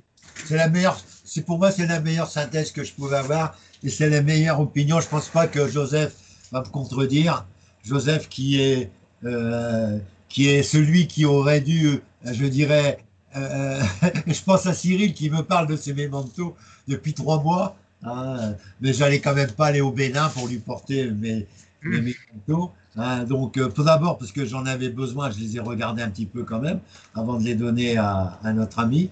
Et moi, je me contente des mémentos que j'ai de l'année précédente. Et pour moi, ça, je ne passe plus d'examen. Mais ça n'empêche pas que j'ai aussi une documentation non négligeable que j'ai à votre disposition. Regardez, j'ai droit fiscal là-bas, j'ai DSCG1 de chez Fouché, j'ai DSCG4 de chez Fouché, j'ai tout ce qu'il faut, j'ai les mémentos comptables, j'ai la gestion fiscale, j'ai tout ce qu'il faut. Donc ça veut dire que s'il y a des problèmes du bouquin en novembre à Béthune, j'arriverai à vous dépanner. Voilà, c'est tout ce que je peux vous dire. En tout cas, je vous remercie de votre présence, je vous remercie de votre confiance et je souhaite à tous un bon week-end. Je donne rendez-vous à ceux qui sont intéressés demain par les soutenances et qui sont concernés justement par les soutenances d'être présents demain matin à partir de 9 h. Voilà. Merci de votre confiance et à très, très, très, très bientôt. Voilà. Salut à tous et bon après-midi. Merci. Les soutenances blanches, je vous dis ça à 14 h. Allez, à bientôt.